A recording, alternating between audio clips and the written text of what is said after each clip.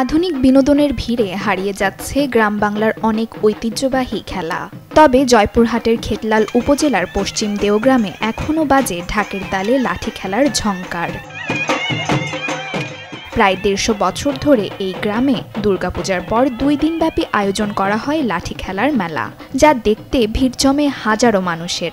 ঢাক ঢোলের গর্জন, কর্নেট আর ঝুনঝুনির তালে বলিষ্ঠ লাঠিয়ালরা দেখান বীরত্ব আর রণকৌশল। লাঠি খেলার পাশাপাশি বসে হরেক রকমের পসরা, যেমন মিষ্টি, খেলনা, প্রসাধনীতে জমে ওঠে গ্রামীণ এই মেলা। এই মেলাতে অনেক কিছু জিনিস পাওয়া যায় এবং আত্মীয় স্বজন সবাই আসে। এই মেলাটা দীর্ঘদিন ধরে চলে, বিশাল আনন্দ। আমাদের দেখতে খুব ভালো লাগে। আমরা প্রতি বছর এই মেলা আসতে চাই। এই মেলা দেখে আমরা খুব আনন্দ পাই।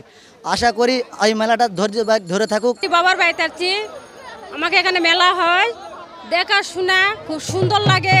আত্মীয় স্বজন, জামাই বেটি, নাড়ু গরু, মাছ গুস্ত, অনেক কিছু খাবার আয়োজন করতে হয়। খুব সুন্দর লাগে আমাকে মেলা দেখতে, আমাদের অনেক ভালো লাগে। খেলা দেখে আমরা অনেক বিনোদন পাই। আমি জিয়ানগর থেকে আসি, যে খেলা দেখবো আমাদের খুবই খেলাই ভালো লাগে। সামাজিক সহযোগিতা ছাড়া গ্রামীণ ঐতিহ্য টিকিয়ে রাখা সম্ভব নয়। লাঠি খেলা শুধু খেলা নয়, এটি গ্রাম বাংলার ঐতিহ্য, বীরত্ব আর সংস্কৃতির গৌরব। ঐতিহ্য টিকিয়ে রাখতে সরকারের সহযোগিতা দরকার বলে মনে করেন আয়োজকরা।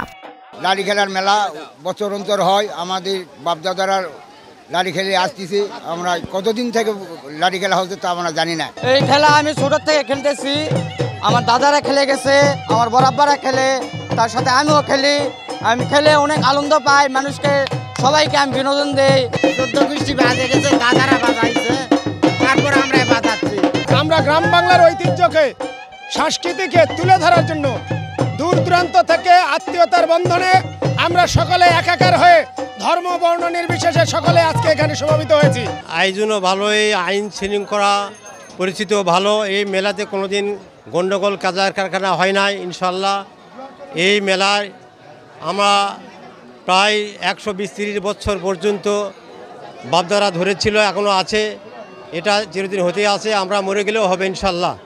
Desk report, channel 24।